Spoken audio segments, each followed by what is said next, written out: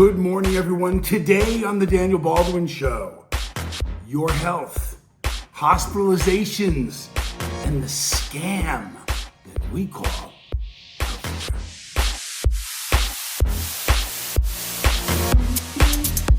Good morning, everyone. Welcome to the Daniel Baldwin Show. It is Friday, May 30th. May is gone. One more day in May. May is gone. Wow. Unbelievable. So I'm going to jump right to it. Let me tell you, first of all, I have had no sleep. I have been in the hospital 3 times since the 20th. Last night, I had to go back in again, which inspired today's show. I have what's called pancreatitis. I was unaware of this. Very painful, gastric, stomach, intestine, bowel, whatever it is. Wherever but my pancreas, I was in so much pain last night. I said to my wife, you know what, I gotta go in again, And I went in and they did the tests and they saw where it's inflamed and blah, blah, blah, blah, blah. For the life of me, I don't drink, so that's a very common source of this problem. It looks like I'm going to have to, I still have the tape marks and the thing over my arm where they fed me the IV, and my arms are a mess from all the blood and all the different stuff they had to do. Wah, I was in the hospital. No, that's not the point. I'm tired. I probably look very tired. I haven't slept one wink yet, but I was not going to miss the show. I was not going to miss doing the show. And I'm going to turn it around and talk about our health, my health, your health, our health as a nation, as a planet. So I'm gonna get into some of that right now. But first, I'm going to do viewer mail. Last show, I don't know why I moved the viewer mail page over to here, and I try to open now with viewer mail as a new feature, and I moved it over to look at the topic a little more carefully, and didn't bring it back, and forgot to do the viewer mail until the very end of the show. I won't make that mistake again. So welcome. And our viewer mail comes from Marilyn Andrews of Tulsa, Oklahoma. And she writes, hey DB, love you, love your show. What's your take on Jill Biden elder abuse accusation? I watched this for a little while and I was like, is this just another sensationalized? Because it's not just the Democrats, the Republicans also play games with the media. We, own Fox, and there's other outlets and other people, Rumble, President Trump got tired of getting kicked around on social media, realized the value of it, and he opened up his own spot where his boys and girls can go play and talk, and, amen. Then Elon comes along and buys X, and game changer. But anyway, at first I wanted to say, it's her husband. She's been with him a long time. But there's stuff coming out now about Secret Service people.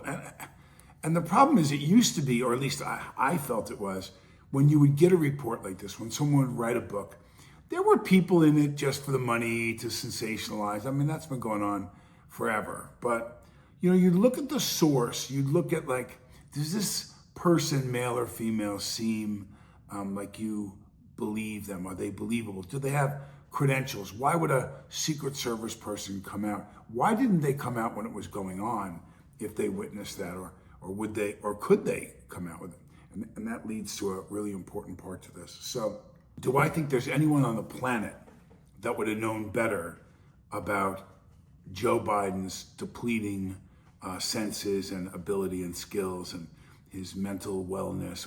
No, probably no one would have known that better than his wife. Because in those moments where they weren't propping him up, in those moments where they weren't overcoaching him or body doubling him or whatever they were doing, all the different things you hear about, she would have known.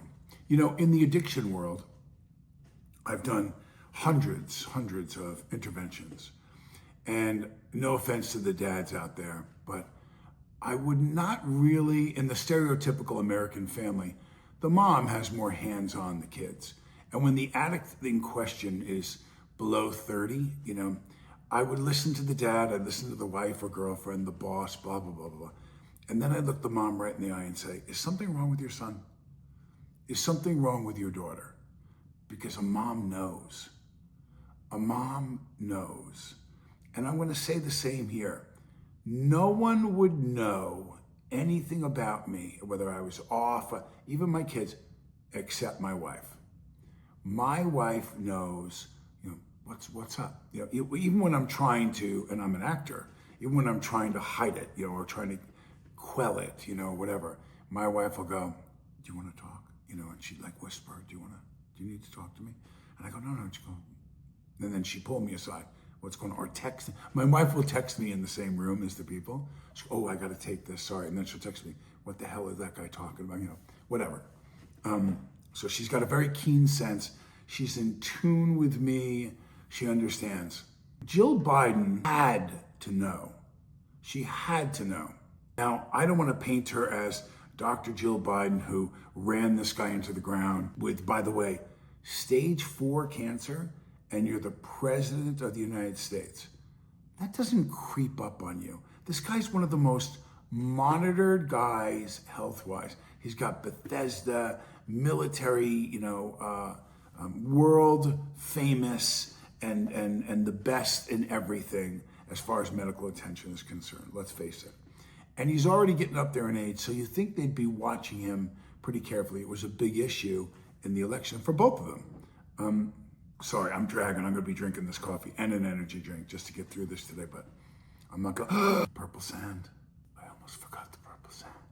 Where would I be without the purple sand? How much purple sand do I have left in my life to flow through the hourglass? Right now, I got an hour. Yes, Jill Biden knew about his depleting health, his cognitive abilities, all of it. She knew all of it. Now, here's the bigger question, what I was relating to earlier, is how much did she have to say about it? Honestly, I believe when you start looking at how bad, and we're going to get more information as time goes on. And I said, sadly, Joe Biden will never live through the first 2 years of Trump's presidency. I doubt he'll live one. Now, they may patch him together and keep him around, but certainly within the 4 years that President Trump has been elected, I believe Joe Biden will pass. And I said that before he dropped out, when I predicted he was going to drop out. I said he's going to go, they'll use some health reason. And again, think about it. Stage 4 cancer, you're in questionable health, you're the president of the United States, and they didn't know he had cancer? I'm sorry, man. I don't want to pay any disrespect to Jill Biden and to the White House and to the president and that he's sick. I don't want to kick a dog when he's down, but they knew that. They knew that. My wife's stepfather passed on Father's Day. This Father's Day will be 1 year. And he was sick for years. I mean, they were giving him treatments and looking for, that MD Anderson, Hail Mary, if you will, that would keep him. Because when you're stage 4 and it's metastasized colon cancer, look it up. There's not a lot that can be done, but keep you comfortable and hope that maybe they find some kind of trial or something that you might respond to. But no, that's a pretty brutal diagnosis, let's call it that. So now here's the bigger question. Would the powers that be that were running the country, that were auto-penning the hell out of everything that was in front of them, would they have allowed her to say anything? And I mean literally allowed her. I think she's a sassy, smart woman, but put it on other presidencies. If Barack Obama had gotten really, really sick, do you think they would have let Michelle go out there and tell anybody about it if they wanted it kept quiet? With Biden, another election coming. So, they absolutely fed him to the dogs. The question is, what was her role in it? So, was he abused? Yes, I believe so. I believe he was. And then I think one of the major reasons why they would have dropped him out was, listen, the debate against Trump, I think Trump was kind to him when he ended one of the monologues by Biden with, I'm not even sure what he said at the end there, but anyway, I don't think he wanted to mock a standing president.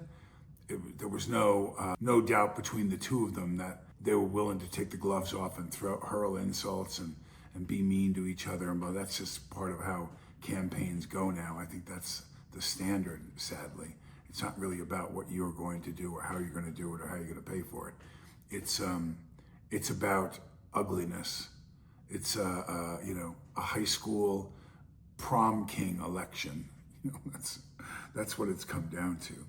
But I hope we're not going to hear.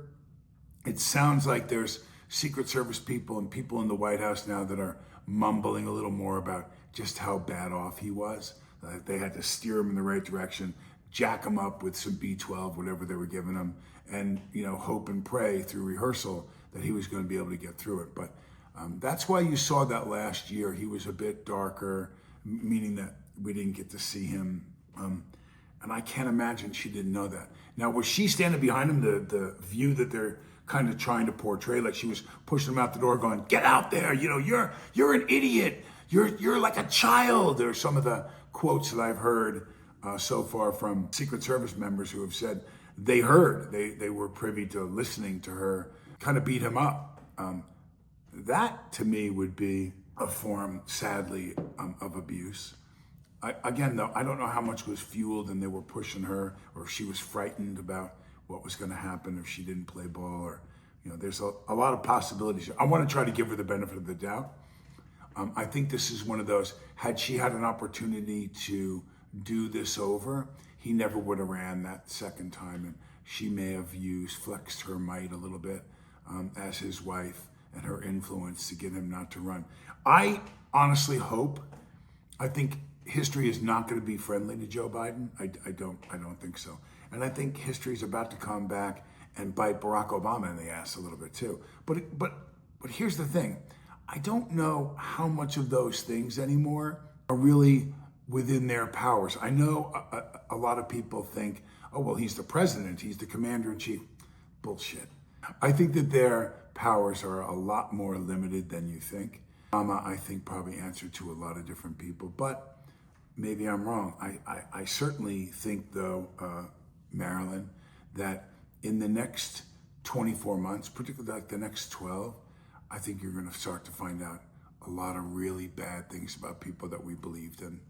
I think we're going to find that out. And the deflection thing about, let's bring up something else bad about Trump. Let's bring up something else bad about J.D. Vance. They keep waving the saber over here, trying to get your attention, yelling, fire, fire in the theater. And no one's falling for that anymore. Names are coming, bank accounts, wire transfers, secret meetings where emails were lost that, guess what? More people have copies of them than you know. More people can verify and testify to what really went down. And I think we're going to see a lot of people. I don't know that this can be, the Clintons, where people are going to vanish or people are going to turn up. They committed suicide by shooting themselves in the back of the head. The truth, more stuff's coming out about Benghazi. I think the Clintons are going to take a hit. I think a lot of people are going to get it. So, yes, I believe that she witnessed and participated in things that were probably borderline abusive or even abusive healthcare-wise to Joe Biden. I believe so. How much of it was her doing and how much of it was her kind of keeping her mouth shut and doing what she was told, I don't know. But as more of these accusations and evidence of them, making the statement, I had a conversation with my wife today. We were on our way back from the hospital, and we were talking about the different criticisms that go back and forth between the two parties, and being a converted Democrat to Republican, my wife said to me, you point out a lot of things that go on, on one side of the aisle, and I said, well, because I'm Republican now and I'm savvy to just how it's dirty. But please understand something. It's dirty pool on both sides. It's Fox for the Republicans. It's CNN for the Democrats. There's a smoke screen going on constantly, and trying to choke myself like a fireman with the mask on and the smoke going on, and find where the people are still alive and get them out of the building before it collapses and burns and kills everybody there. You know, that's what this is like to me. That's what it's a forest fire of BS and lies, and so. She said to me, she said, I think that you should use that magnifying glass on both sides of the aisle. And she's right. She's right. I mean, I have a tendency now to point out more when things come up. And some stuff comes up that's so crazy. Trump raped some woman, and I got a message from somebody very close to me. Looks like your boy's going down, or something. And it was some, again, I'm making this up, Romanian person or whatever. Looks like, his association with I blocked somebody on Facebook this morning because we're all going to become Nazis, and we're all going to become just all this crap. And I just thought, why do you follow me? Why do you follow me? If you're not one of my, I got friends from my high school class, from back home, college, whatever. And we can differ, in what we believe. I don't hold that against anyone. But when you write that super sensational, Michelle Obama's a man, when you write these kinds of things, I go, or something about Trump or something. Why? Show me some DNA test. Show me some footage of Trump, or testimony from the girl, or something besides a headline that makes you say he's a misogynistic rapist and both. Well, show me something that proves that. Something, please. And I would prefer it to be DNA. So more to come, Marilyn, about these accusations about Joe Biden. But I don't think anyone's going to do anything about it. I don't. I mean, unless it's like, she'll sail off into the sunset with no charges against her or whatever. Other stuff I'm talking about, I think charges are going to be filed against people. Big name people are going to be in big trouble. I don't think that Trump's going to take his foot off the gas pedal. J.D. Vance, Kennedy, they're coming. They're coming. Department Rubio, they're going to get it done. They're going to clean it up if they can in 4 years. So anyway, today's subject, though, after being hospitalized 3 times since the 20th, so that's in 10 days, I've been in the hospital 3 times. One time they kept me for 3 days, and then it was overnight, they admitted me and I left on my own because I just couldn't stay in there after the 3-day stay. Then I left after being there all night. And then last night they did a CAT scan, and they said, we're not seeing the same thing because it was the same hospital system. So anyway, I started thinking about my health. I started thinking about, I'm 64. I'm still pretty active. I golf, I play hoops. I went to the wrestling room this year and wrestled with the boys, young high school guys. Probably wasn't the wisest decision I've made in a while, but I'll be back next year. I want to be able to be on the mat at 65. And then I don't know beyond that. I have a couple of big aspirations and announcements to make about something I'm going to be doing in March of 2026. So look for that announcement coming soon.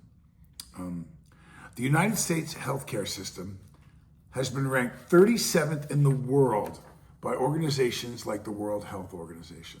This ranking is despite the U.S. spending more per person on healthcare than any other country.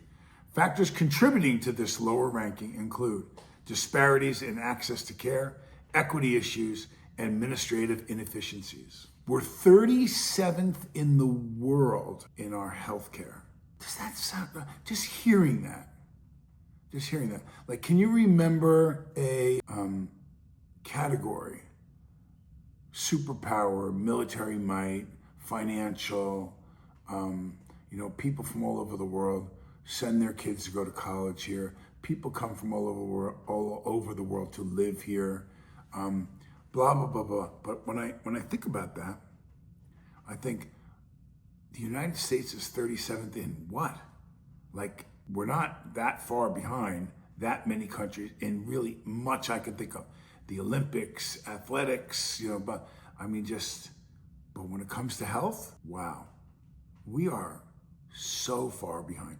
Some really countries that aren't anywhere near as developed as we are. That's in our healthcare. Take a look at this. It's no secret that standard American diet is at the root of the obesity epidemic and many of its associated diseases. But why is American food so unhealthy? It's not just that Americans eat too much, which they do, but it's also what they eat that's unhealthy. Fat, sugar, salt, and ultra-processed foods. According to the Dietary Guidelines for Americans, the average American diet consists of excess salt, saturated fat, refined grains, calories from solid fats, and added sugars. Americans also eat fewer vegetables, fruits, whole grains, dairy products, and oils than recommended. Nearly 42% of American adults are obese. Statistics from the U.S. Center of Disease Control and Prevention show. I want you to, no pun intended, digest that again. Nearly 42% of American adults are obese. Now, by definition, obesity is 50 or more pounds overweight. That's almost half of the population, 42% in this country are obese, are 50 or more pounds overweight. Now, there are, 98% or 96% of the wealth in this country is controlled by less than 1% of the population. So those people are eating really well. Those people are eating really, really well. But the other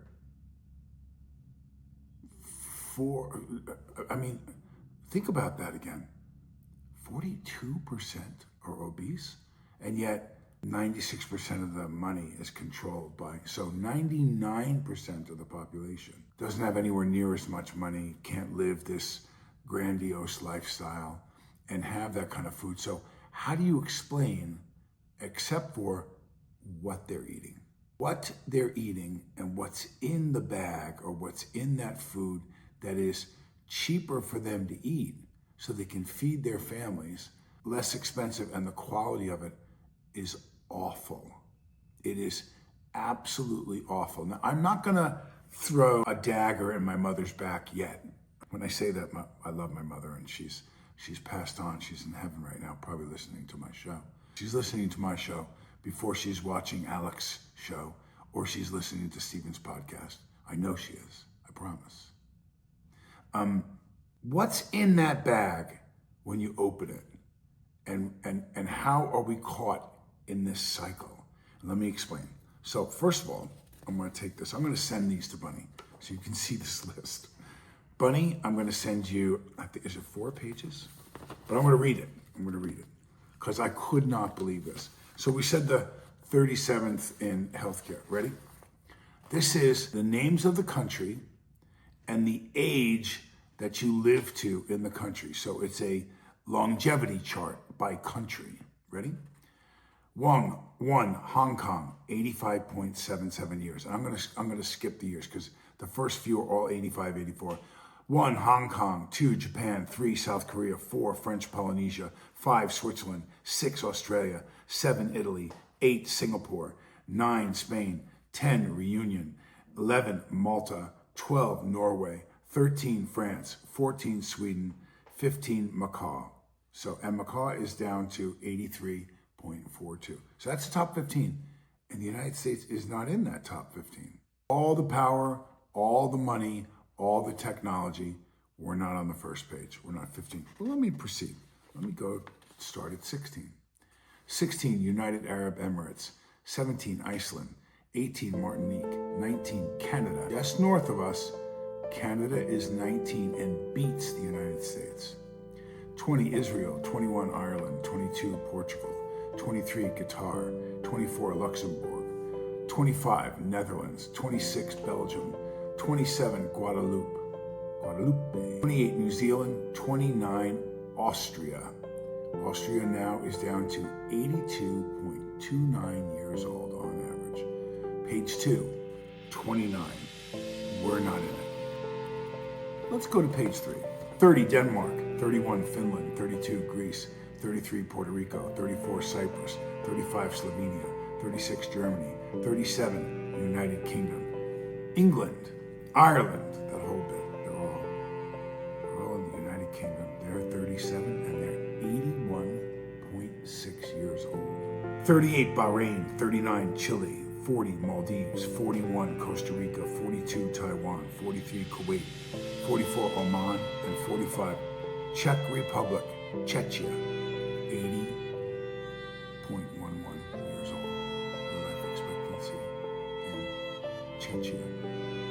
We're on page 3, 45, and we have not appeared yet. 46 Panama, 47 Albania, 48 the United States. That's 79.61 years on average. Life expectancy in the United States. Albania. You live longer in Albania than you do in the United States. Does something seem wrong with that to you? Does something not seem right that we would be industrially and militarily and in education, believe it or not, and I'll do another one on education, another show if you'd like to see. It's another, I just don't get it. I don't understand it. How could these numbers be right? We are way down the ladder educationally also. But who's right below us? Let's take a look. Who's right below us? Estonia, Saudi Arabia, New Caledonia, Poland, Croatia, Uruguay, Cuba, China is 57. Now I can see with the reputation of how things are and China not really caring as much for rural people and providing health care. They have a terrible record over there. But we're not that far ahead of China. Like 9 positions or something ahead of China worldwide. So I wanted to learn more. And I asked the question because here's the cycle. Here's where it completes itself in the circle.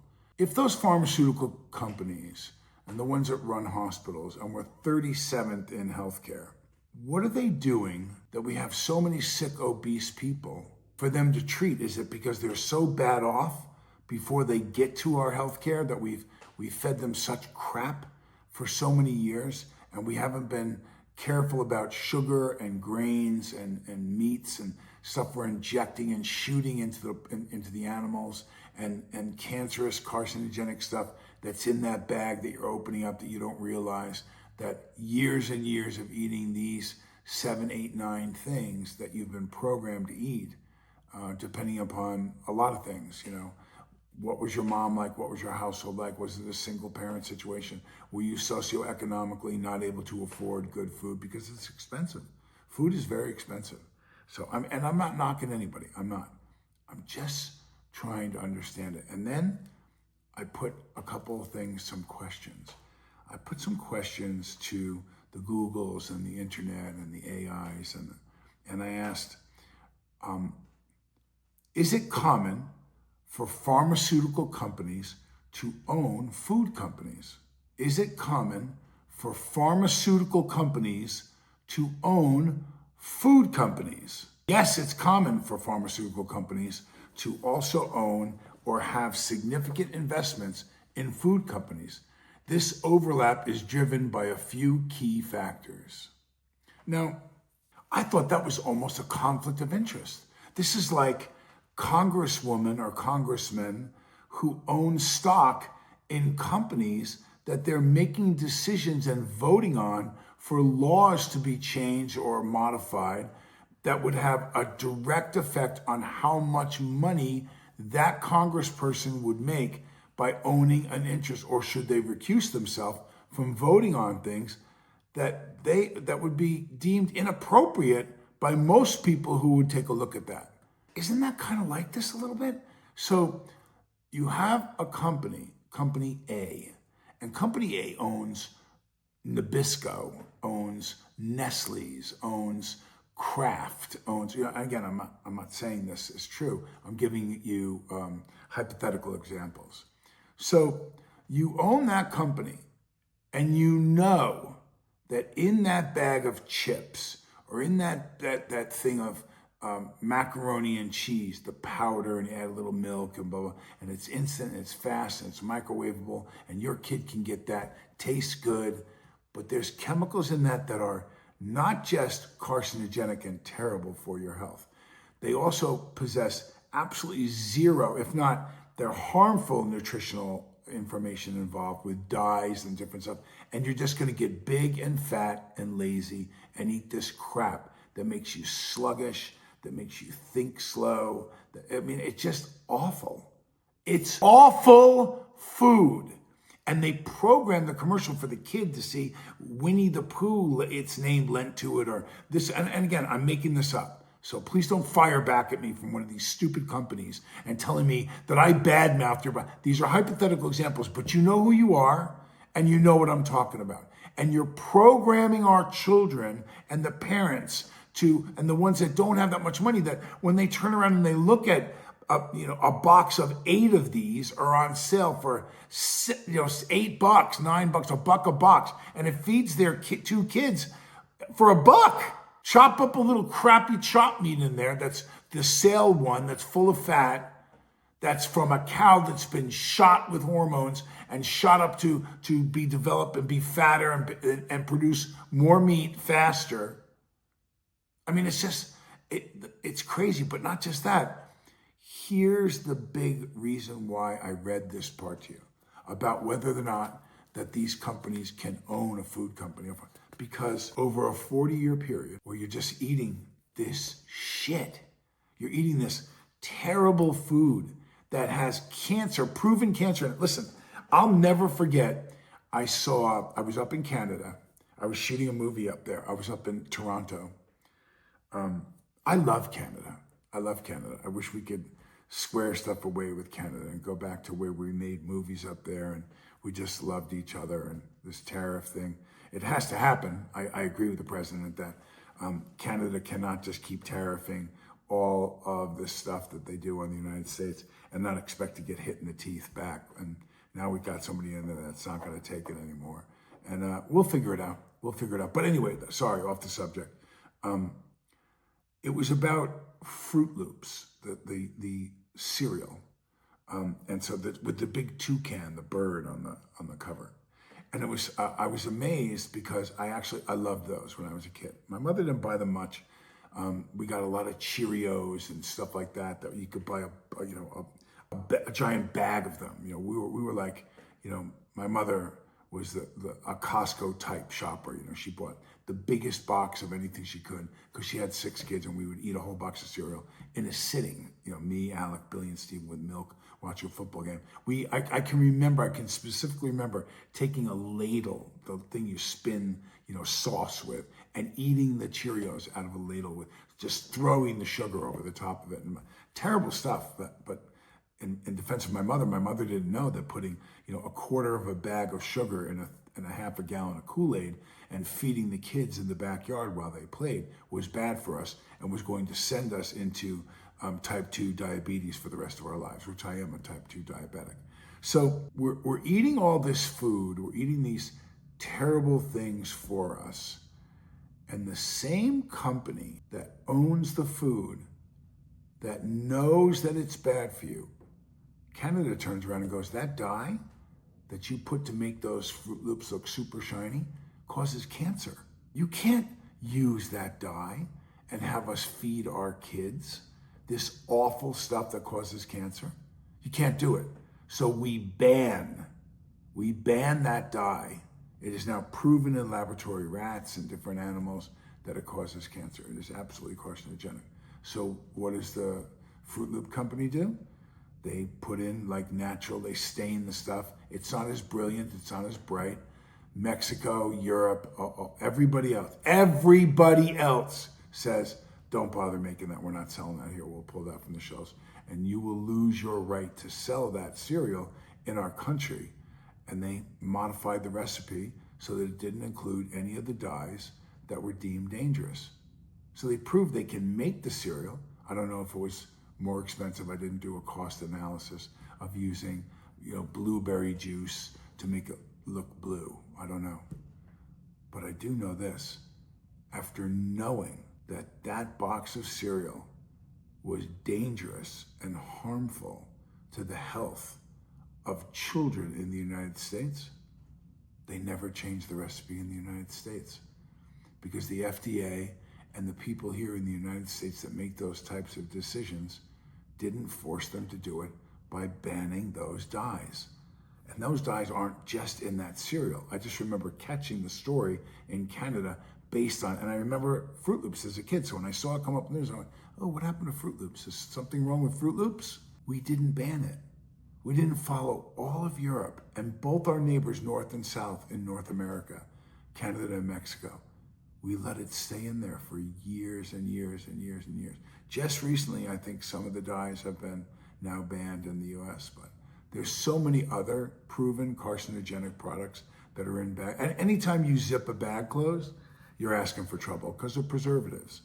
And you know what? They don't care. They don't care. And here's the tie-in. Because the same company that owns that product, that sells you those things in the grocery store, these big food companies that make, 150 different products, 300, 600, 1,000, 2,500, they own the pharmaceutical company later. So you eat their stuff for 40 years, you start having problems. By the time you're my age, the cancer starts coming up. And guess what? They wanted you. They wanted you to get the cancer because they've got all the treatments and all the money for that. They've got you coming and they've got you going. Same company. It benefits them. It behooves them. Who in their right mind would put those chemicals in a bag to harm your children, to affect their life expectancy, to make you sick, knowing there was healthy alternatives to put in there because they want you to get sick? Of course they want you to get sick. And no one's going to stop them because the pharmaceutical companies, who are the ones on the back end, who are going to pay, you're going to get their chemo, you're going to get, a variety of their medications and systems, and you're going to get in line. And there's percentages. They have actuarial, these big mathematical numbers and equations that tell them if you live in northern Montana and you're a male and you're of this ethnicity, but they got it all down. You're going to die at this age, and we're going to extract this amount of money from you through your lifetime, from food all the way to being sick. Cheers. They won't admit it. They won't say it, but I'm telling you, this is exactly what I'm talking about. They can project how much money they're going to make off of you based on about 10 factors through your whole lifetime. They can. And there's percentages of you or I or us that are going to get sick. They're going to get sick. And we're going to consume X amount of, again, that's that figure. How many bags of feed, how many so on, and then you die. And they make this amount of money on you. And they continue to refine that number so that it means greater profits for them. They don't give a crap about you. Please.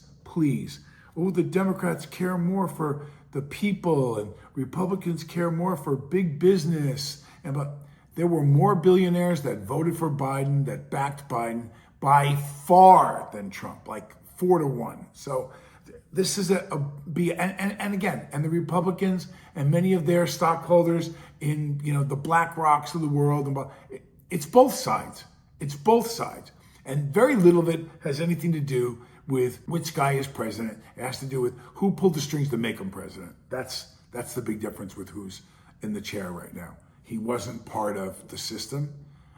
He's a freelancer. He's a free agent, so he doesn't really give a crap what anyone says about him. So much to the point where they've tried to kill him twice, and they'll probably try again. Okay, potential for synergy. By owning or investing in a food company, pharmaceutical companies can potentially leverage their sales and distribution networks to promote their nutritional products. If you believe that, I've got a bridge I can sell you, man. This has nothing to do with promoting their healthy products. Nothing. Oh my God. And just because it's written, I used to be like, I watched it on the news. I saw it on the news. They showed a report. New England Journal of Medicine, Reuters says. Reuters is on the list. USAID. What was Reuters up to? 20 million last year? 30 million they got from USAID? Was that the number? I don't know. I heard something like that. Okay.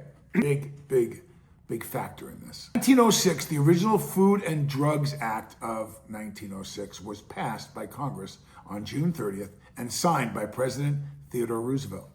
Created to prevent the manufacture, sale, or transportation of adulterated or misbranded or poisonous or deleterious food, drugs, medications, and liquors. And once they grabbed a hold of, once the FDA came out, once there was government agencies that were left to tell us what we're allowed and not allowed to do, to govern private enterprise.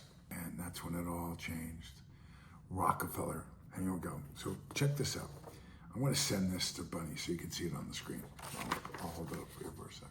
Let me read it to you. Imagine being upset about a plan to remove toxins from our food that many other countries have already banned, simply because you don't like the guy banning them. Make it make sense. So again, I don't know what you think of RFK. I don't care. I really don't. This is not about whether I like Trump, whether I like Biden, whether I like Obama, whether I like Michelle, whether I like Jill, whether I like Melania. I don't care. I don't care. Are you doing something positive? Are you trying or attempting or working towards a goal that benefits mankind or that benefits our country or whatever? Yeah. So why someone doesn't like him, I don't know, but certainly he's working towards and trying to make us healthier, to expose some of the stuff that's gone on in the past that's been a total shell game. It's been a total Crooklyn, man. I'm telling you. This guy, he has a plethora of information about how this has all gone awry because of the American dollar. That's it. People are making money and they don't care if you die tomorrow. They don't care. It's all about money. Let him go. Let him go. I'm not upset with him. The Food and Drug Administration, FDA, receives funding from two primary sources: appropriations from Congress and user fees collected from the regulated industries. Pharmaceutical, medical device, and food companies. In essence, the FDA is partially taxpayer funded and partially funded by the very companies it regulates. That's like saying that you go into the baseball game and the two coaches meet the umpires and go, "I'll pay you today." And the other guy goes, "No, I'll pay you more." And then this umpire says, "How much are you going to pay me, the Yankees?" He said, "I'll pay you $1 million a game." And the Dodger coach goes, "I'll pay you $2 million, $3 million, $4 million, $5 million. You're allowing your salary and your funding to come from the very people that you have to regulate. Doesn't that sound like a terrible idea? Like inviting corruption to come in through the front door with the lights on, with Klieg lights on. You step right up here, P.T. Barnum. Come on in and take the money. That's right. Vote for me and regulate nothing and pass all my stuff. And this is the COVID vaccine all over again. It was an emergency. It was so they hid this dangerous drug, this dangerous vaccine, behind the fact that it was during this terrible uprising that was going on. Oh, this is such crap. Are you freaking kidding me that you can let these people come up with this cocktail with metals and untested because this flu was that dangerous? They made the flu. They made it. They funded it in the US to go to Wuhan while Fauci and those guys turned their backs, got rewards and royalties. When the full truth of that comes out and the auto-pen pardon, preemptive pardon of Fauci and the other stuff that went on, that Biden probably had no idea because saliva was running down his chin and he didn't know what the hell was going on. Wait till it all comes out. Wait till it all comes out. This infuriates me. This infuriates me. This last piece. The Congress and people that are luring votes that you're finding out, their net worth has gone up in the last, they showed Pelosi and her husband on land deals and all this stuff they did in California. They're worth like $100 million now or some ridiculous nonsense. While they've been in office and she only makes $250,000 a year. How is that legal? How is that legal? How do you let these people vote for items and companies and decisions, laws that are being made for companies they have an interest in? How is that allowed?